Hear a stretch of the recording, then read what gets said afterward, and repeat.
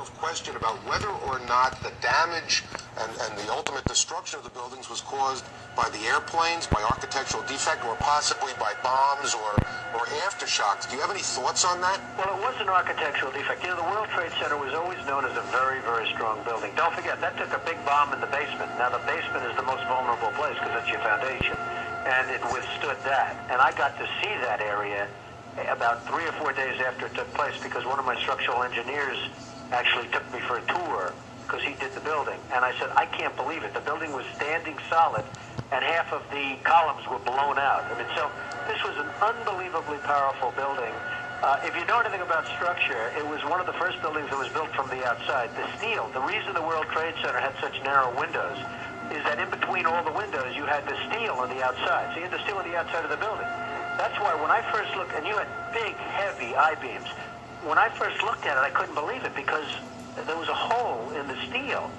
And this is steel that was, you remember the width of the windows in the World Trade Center, folks. I think you know, if you were ever up there, they were quite narrow.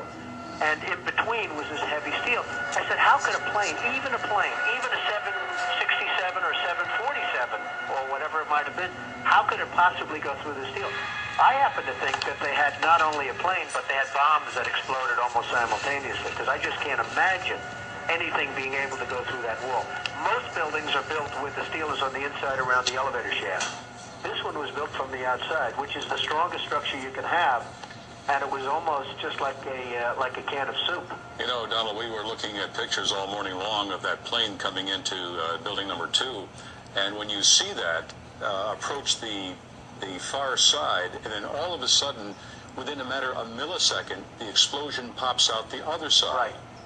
I just think that there was a plane with more than just fuel. I think, obviously, they were very big planes. They were going very rapidly because I was also watching where the plane seemed to be not only going fast, it seemed to be coming down into the building. So it was getting the speed from going downhill, so to speak.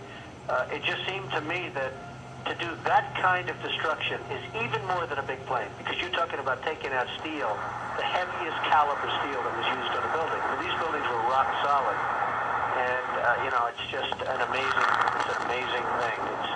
This country is different today, and it's going to be different than it ever was for many years to come. Very profound statement, but very true.